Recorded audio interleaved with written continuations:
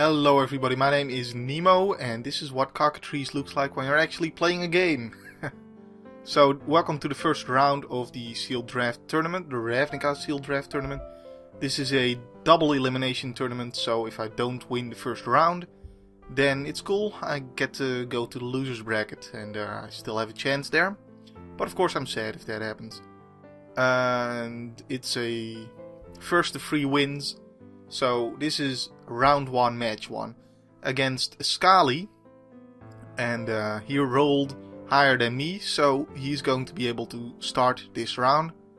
And we're just talking about that. So he plays a Forest here and a Centaur's Herald. So that pretty much tells me we're playing the mirror match here. He's also in Selesnya, so that's yeah, interesting, I guess.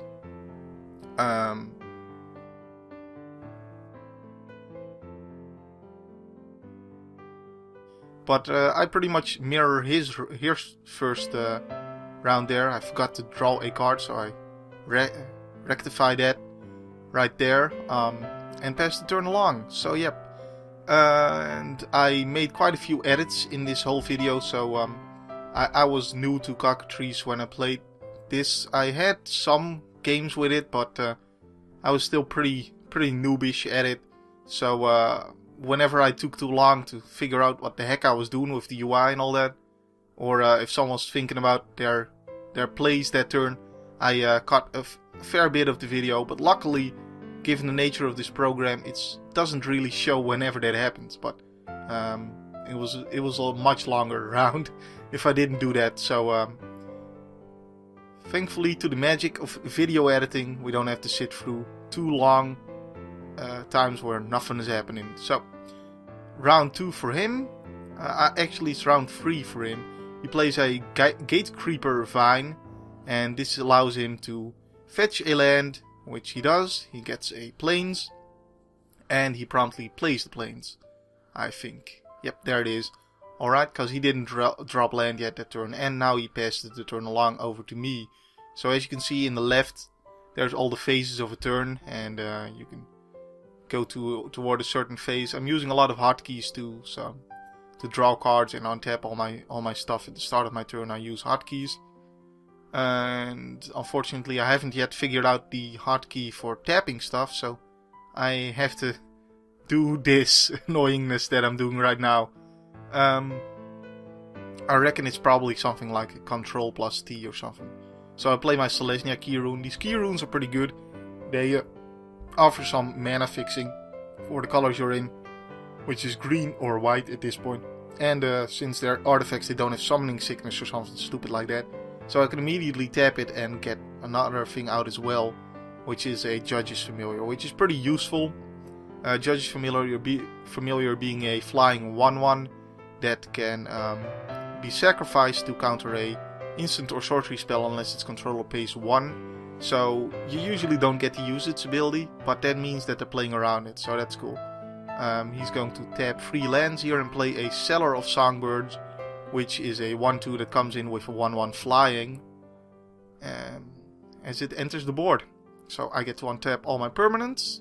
Let's not forget to draw a card there, past Nemo. So yeah, as I mentioned in the intro video to the whole draft thing, I am doing this commentary after the fact, but I guess it should be obvious from the fact that I was talking about editing my video and all that. Should be pretty obvious. So he doesn't have anything that can block this flyer, so I'm just going to get in there for 1 damage right here. He goes to 19. Oh, he does have a blocker actually. He has the 1/1 bird. My bad there. But he doesn't choose to block here.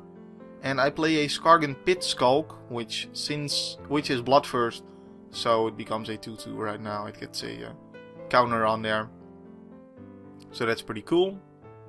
And I messed around with the counters a little bit, and now I just made it a 2/2 instead of having a counter on there. I don't know what's the best way to do things.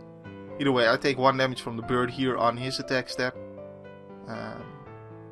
and he has 5 lands out, and he plays a Gobbling Ooze. Now unfortunately this is a creature, and my Judge's Familiar would only be able to counter spell any instants or sorceries and not creature spells. So the only thing I can really do here is sacrifice my Centaur's Herald and make a free token. So the Ooze, the Goblin Ooze, is actually a pretty good card. It's a free, and I think for a green, he can then sacrifice other creatures to it to give it +1/+1. And I made myself a token here, but he also made one for me, so now I have 2. So I'm getting rid of 1 here. And also the Centaur's Herald was sacrificed in the process of making that token. So now I have a Centaur token. So I got a token and I'm getting started. Something important with Selesnya decks is you gotta have at least 1 token to be able to populate stuff. So that's why it's useful. Anyway, I decide to just go to the attack step here and attack with everybody. And see what he does before doing anything else. Because I have some combat tricks in hand. The Common Bond, namely. Common Bond being a free cast spell that puts a +1/+1 counter on target creature and a +1/+1 counter on target creature. So you can target 1 creature with both, or target 2 creatures with 1 each. And these are permanent counters, so they get to stick around. Which is why I'm deciding, after he already decides not to block me, which is why I'm still thinking, should I just cast it anyway, because they're permanent counters and stuff like that. But I eventually decide that that's probably not the best move right now. I want to just guy up, so I'm going to tap a Forest here and drop the other Centaur's Herald and probably say go. Yep, that's what I did. Awesome. So now it's Skcali's turn yet again. And Skcali is actually living in Japan. He's not a Japanese, but he does live in Japan. So I had some trouble being able to play on the same time as he did, because Japan is pretty much the exact opposite of the world from where I live. So we had some trouble connecting, but he was very, very helpful. And I just get to clone my Centaur, which, saves me some time. Rather than having to make another one and type everything out again. I just clone it there. So as you can see in this program, in Cockatrice, you have to do a lot of things manually, just as if you were playing the game yourself. Of course, in the top right you can see the cards I'm highlighting currently, so you can read some stuff there. In my hand right now, I'm attacking, by the way. It's because I still have the Common Bond trickery here. But I don't want it to be too obvious, so I don't attack with the Skargan Pit Skulk, I think. Yep. I have a Rootborn Defenses also, which is also a combat trick and allows me to populate and make my guys indestructible that turn. And I have a Sundering Growth, which isn't really useful right now. It destroys an artifact or enchantment, I think, and allows me to populate, but there has to actually be an artifact or enchantment to target with it before I get to populate with it, so that's a little annoying. I could of course target my Selesnya Key Rune, but that's not gonna do much right now. So yeah, he blocks like this and says that's it, and I say pass priority, because it was my priority to play anything, and he sacrifices his Centaur Herald to make a Centaur. And gone is the Centaur Herald. And I'm like, alright, in response, I'll do some stuff too. And I tap 3 lands, all slowly and all. What I realized afterward is you can just select all 3 by dragging. And then tap them all at the same time. But, oh well. And I think there's a hotkey for it too, but I haven't figured that one out yet. So I give my Judge Familiar a permanent +1/+1 counter, and my Centaur a permanent +1/+1 counter. Pretty much forcing him to sack at least the bird, because it's gonna die anyway. And also, sack at least 2 creatures to the Goblin Ooze, because he wants that to survive, I would imagine. So he says, alright, he'll sacrifice, and he sacrifices the bird. And yep, to the Goblin Ooze. Yep, that's all. Yep, all these arrows, and he sacrifices the Gatecreeper Vine as well. Those are the least useful cards to him. And yep, it's pretty obvious. Yet that makes sense. You didn't have to do it that complicatedly, but I think we all know what's going on. Yeah, it becomes a 5/5 now. And the Gate Creeper, Vine, and the Bird are sacrificed. So that his Gobbling Ooze survives my Centaur. I don't deal any damage since he blocked the other two. Even though those creatures are gone now, they were still blocked. So they don't get to deal any damage since they don't have trample. And my Centaur dies to his Gobbling Ooze. It's being gobbled up. And that was my attack step. So we end our turn here. And go over to his turn. Alright, so let's see what he has to do here. He's going to rearrange his creatures somewhat and tap and play a Guild Gate. And the Guild Gates are basically mana fixers, but they come in tapped. So basically they pretty much perform the same thing as the sack lands in Jewels of Planeswalkers. So he plays a 3/3 with Trample for 4 mana. That's not too bad. It's a little bit underpowered, but you know, Trample can be very useful. So certainly not bad. And if you do have the 7 mana to scavenge it, that's pretty good. Scavenge. I don't block here, by the way. So take the 3 damage, going down to 16. And for now I'm still winning the race, but that Gobbling Ooze is a pretty dangerous creature. I'm trying to figure out how to really deal with that creature. So I drew a Azorius Arrestor, which allows me to arrest, or I guess detain one of his creatures for the turn it comes in. But for now I'm just going to attack with my Flyer. He doesn't have any blockers in the sky anymore since he sacrificed his 1 bird token. So he has to just take the 2 damage. So for now I can just keep on bringing the Flyer and stuff. And other than that, his board position on the ground is a little bit stronger than me. So I'm really looking to try and trick him here. So I just pass the turn and have some the Rootborn defenses in hand. And I'll block like so, double blocking the Ooze. And taking the 6 damage right here. And then I'll tap my 3 lands and play Rootborn Defenses, which allows me to populate the Centaur before it. Yep, populating the Centaur. I probably should have done this before blocking, I guess, but oh well. No, I guess I can take the 6 damage actually. That's totally fine. That's actually probably better, because now I can bring my Centaur to him and be on the offensive rather than on the defensive, so yeah. So I've got 5 power blocking his 5/5, and he could sacrifice, for instance, the Seller of Songbirds, but he would use Forest for that. And he decides not to do that, because he would have to tap a Forest, and as you'll be able to see right now, he has a 6 mana play, Armada Worm. So I was getting there, finally dealt with his Gobbling Ooze, but now something really big comes out. A 5/5 for 6 mana that brings another 5/5, and the original one has Trample. So, oh, they both have Trample even. Yeah, that's pretty big. I wish I could have drawn an Armada Worm or 2. Unfortunately, I wasn't that lucky, and he just has a better card than I do here. So that is a huge problem. 2 5/5 Tramples for 6 mana. That's ridiculous. Those are just really good. And one of them being a token in Selesnya is also amazing. So all I can really do here is delay the onslaught, I guess, and hope that maybe my bird can kill him before he kills me. Or I get to draw some removal for it, which isn't very likely, but I do have the one regenerate your creature and kill theirs.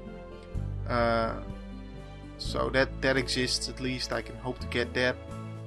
But yeah, the only thing I can really bring here is the Judge's Familiar and deal him 2 more damage, taking him down to 9.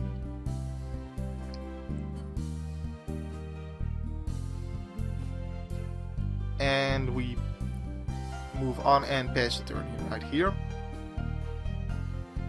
And I unfortunately, to play the Azorius Arrestors, I had to tap my 1 plains. If I had 1 more plains, I would be able to have a plains and a forest open to tap to make my Selesnya Key Rune activate. and when activating the key rune it becomes a free creature. But unfortunately I don't have the other planes to be able to do that as well this turn. So he plays a Oak Street Innkeeper, which gives his creatures hexproof on my turn. So that means I can't play any sorcery removal spells, pretty much. And it's a 1/2 as well. So he passes the turn. I untap here. He did not attack me there, which is interesting. Probably fearing a bunch of double blocks or something like that. I'm not entirely sure, but I'm going to just attack him with the 2/2 flyer and take him down to 7 life. And then I'm going to tap Selesnya Keyrune and the plains and the forest and play Vessel Soul, which requires 2 plains to be able to play. So again I had to tap all my plains this turn, which means I won't be able to activate my Selesnya Keyrune again. So beginning to see a pattern here. But of course it's still a nice card for mana fixing, even if you don't get to activate it. But it is a little bit annoying. And it's now his attacker step and he's thinking about bringing it, it seems. So yep, there it is. He brings everything pretty much except the Cellar of Songbirds and the Oak Street Innkeeper. And now it's time for me to... Oops, I unfortunately tapped there. And instead of drawing an arrow to indicate what I'm blocking. And what is this? This is the free with trample there. And there's the normal free, the centaur. So I'm blocking free freeze with free freeze. And I am tapping some lands to play Sundering Grove, which, since I have to target an artifact with it, I target the Selesnya Keyrune. And before I lose both my centaurs, I want to populate and get another centaur token, because a lot of my cards say populate, and I really need to have a token to be able to use that, and I pretty much need everything I can get, so I just make a token here before I lose my other tokens, so that at least I'll have a token to populate with. So that's more useful to me right now than the Selesnya Keyrune, since I have 5 lands anyway, and I'm now top decking, so I won't be able to play 2 cards in 1 turn or anything like that. And I take the 10 damage from his Armada Worms, taking me down to 3, and both my centaurs are gone, and both his free frees are gone as well. So rearranging my creatures right here, and he moves on to the end step, and I get to untap and draw a card here. So let's see what I drew. It's a plains, and I was quite unhappy drawing just a plains. I would have rather have had the card I was just Gaze of the Gorgon. Would have been useful to me, which is of course the card I was talking about with regenerate your creature, kill theirs. That would have been very useful to me. Eyes in the Skies is what he plays at my end step. He plays an Eyes in the Skies, and that makes him a 1/1 bird creature token, and then he gets to populate. And of course he doesn't have to populate the bird token. Instead he'll just populate the worm token he already has. So he gets another 5/5 trample worm. Yay! I was not looking forward to... I was not happy seeing that card. And then he untaps. He did that at my end step, so now the 5/5 worm token can also attack as well this turn. He forgets to actually move it over to his turn, but he already untapped, so... yeah, and now he did. Alright. So he is at 7 life. I unfortunately just... I mean, his onslaught is too big. I could not bring my Judge's Familiar that turn. I had to stay back and do some blocking. It is looking dire for me. So he attacks with just 2 worms, which is an interesting move. I don't know why he didn't just bring everything. Pretty much. Declare blocker step right now. So yeah, I'm kind of curious why he wouldn't just bring everything, because I don't think I could block all that damage if he just brought everybody. I mean, he has 3 trample penises. No, the worms. just look at that thing, especially in the in the thumbnail right there. Alright, it looks wrong to me. It looks suggestive. Let's end the talk about that. So I triple block the one worm, and I'm going to double block the other worm, so that I don't take any damage here, and we trade. I pretty much trade all my creatures for those two worms. That's the desperation I'm in. That's the move I gotta make. There's no mass removal in this deck, so there's pretty much nothing I can draw after this. But hey, I mean, all my dudes go to the graveyard. These worms go to the graveyard. And yeah, I'm still confused why he didn't just bring everybody, but it really doesn't matter. He has me here. I guess it's safe play, in case I have some kind of a ridiculous combat trickery. And there's an X-Bane Guardian, which will allow him to mana fix some more and get some more mana going, but not that he really needs it. I draw a combat trick, Common Bond, and decide to scoop. So that has been the first match. Unfortunately, he just had better cards than me, but hey, that's the way it goes, you know. So I hope you enjoyed this video, and since it's such a long match, I'll just upload each match individually, I guess. But I hope you guys enjoyed this. My name's been Nemo. My name will still be Nemo next time. And see you in the next match of the Ravnica double elimination sealed draft. Alright, so thanks for watching. Bye bye.